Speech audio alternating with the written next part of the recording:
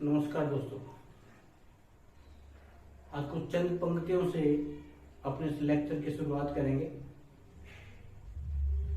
कोशिश कर तो हल निकलेगा, आज नहीं तो कल निकलेगा।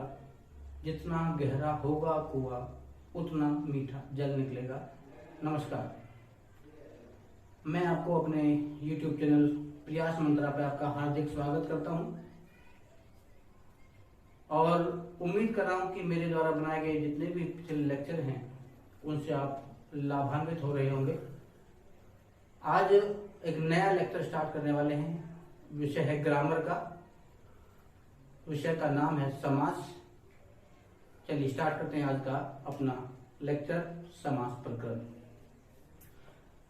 जैसा कि सामने दिख रहा है, समास यानी कंपाउंड एक बहुत महत्वपूर्ण टॉपिक है।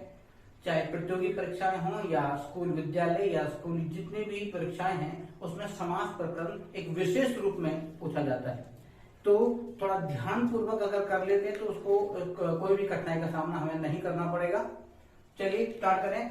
सबसे पहले देखें समास का अर्थ। समास शब्द क्या है, उसका अर्थ क्या है।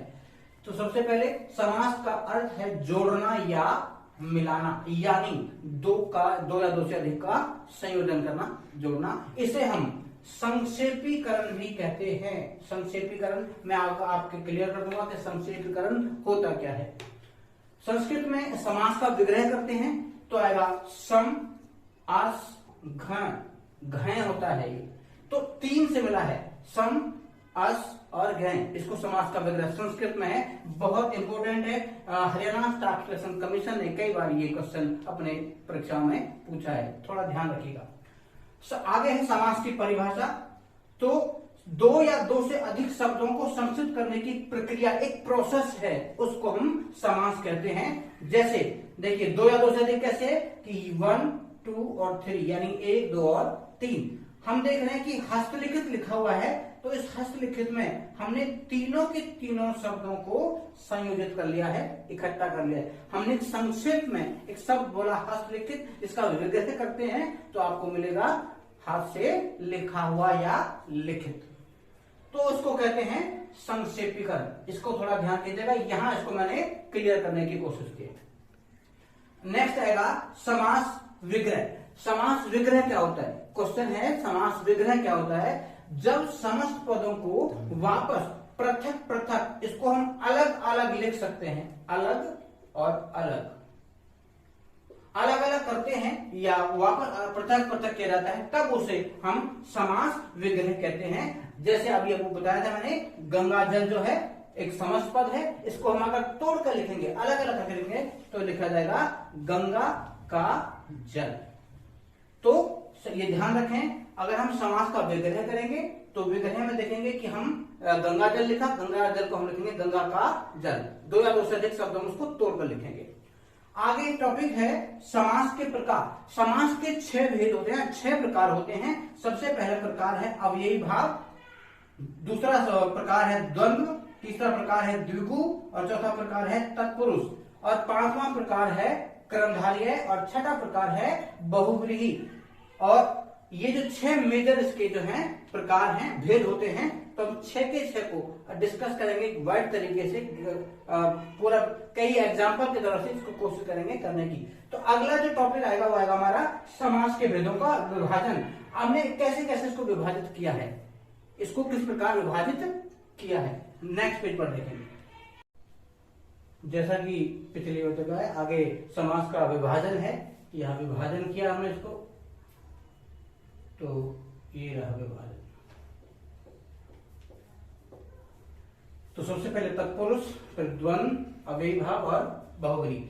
आप देख रहे हैं जो डायग्राम बन रहा है, इसमें मैंने तत्पुरुष के ही 2 पार्ट लिखे हैं, द्विगु और कर्मधारय। ये तत्पुरुष समास के ही 2 पार्ट हैं।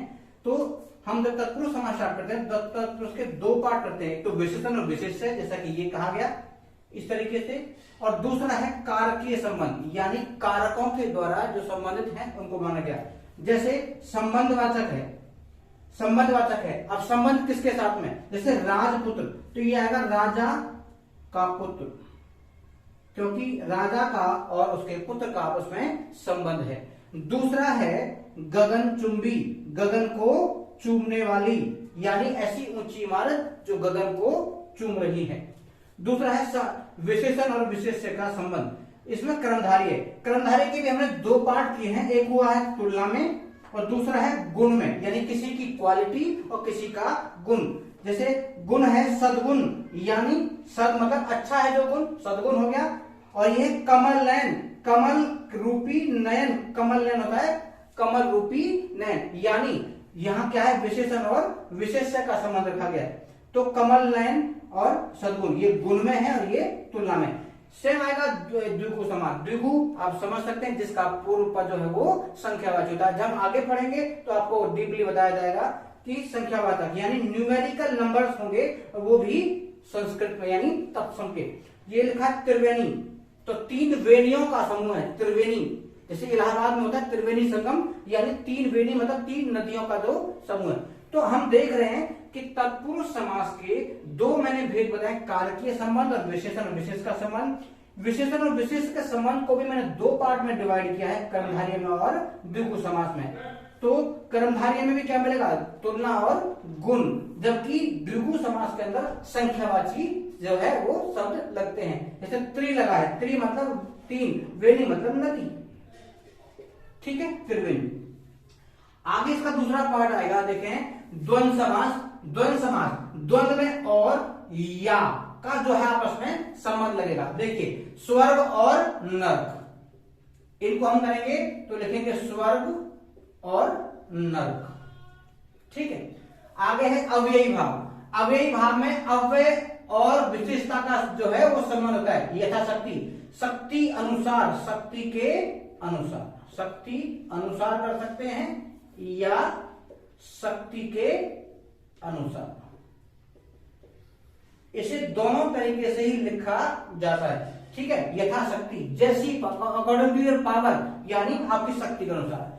आगे आएगा बहुव्रीहि समास, जिसमें लाक्षणिक अर्थ या विशेष व्यक्ति का जो है वो उसमें चित्रण होता है, यानी दोनों पदों में से कोई जो है वो प्रधान नहीं होगा, जबकि तीसरा पद होगा जो कि विशेष व्यक्ति होगा। राजीव लोचन, राजीव लोचन वैसे श्री राम जी को कहते हैं, श्री राम जी जो है रामचंद्र जी को कहते हैं राजीव लोचन, और जो श्री रामचंद्र जी हैं वो विशेष व्यक्ति हैं, क्योंकि राजीव मतलब कमल, कमल के समान नेत्रों, नेत्रों वाला।